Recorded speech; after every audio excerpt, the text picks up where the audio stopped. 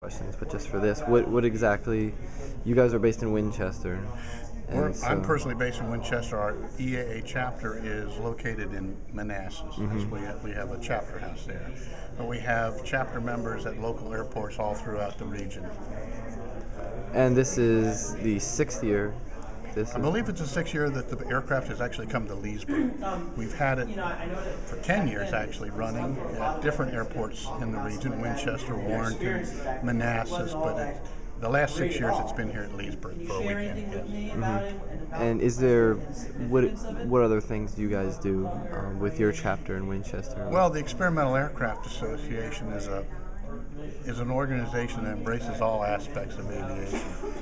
Its roots go back to home building of aircraft, the actual building of your own aircraft, hence the experimental name of the association.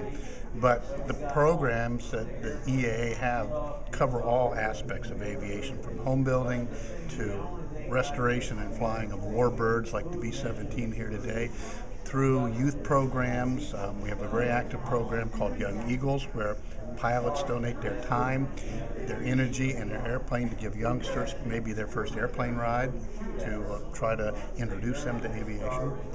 What is the biggest thing about the B-17 that draws people in, or people like a lot about it? I like to say it's the sound, basically. That's not it, of course. The fact that it's flying history. It's 65 years old. It's an aircraft that's one of 12,700 that were built, and there's only a few of them left today.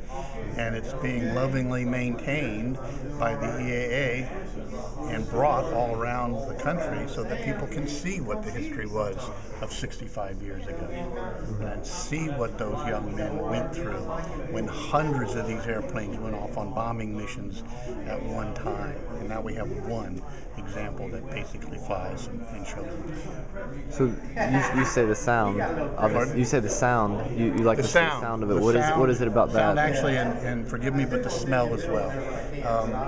The aircraft is powered by radial engines, and these are affectionately known as round engines because the cylinders are all arrayed in a circle. There's not another motor that sounds like a radial engine. They're not in use anymore today, really. They went out of production probably in the 50s or early 60s. So there are still many airplanes that use radial engines, but this was the engine of the day. There isn't another sound that one makes, and because radial engines actually are designed to lose oil, that burning oil at the same time gets a kind of a smell that if you're a round engine, it gets in your blood, I guess I should say. Right. So the sound and the smell, there's nothing like it. So when you guys come here to Leesburg with the B-17, everything goes pretty well. You like coming to Leesburg, or? Well, we love it because it's a good, sadly, we have to say this, it's a good market draw because it takes a lot of money to keep this airplane in the air.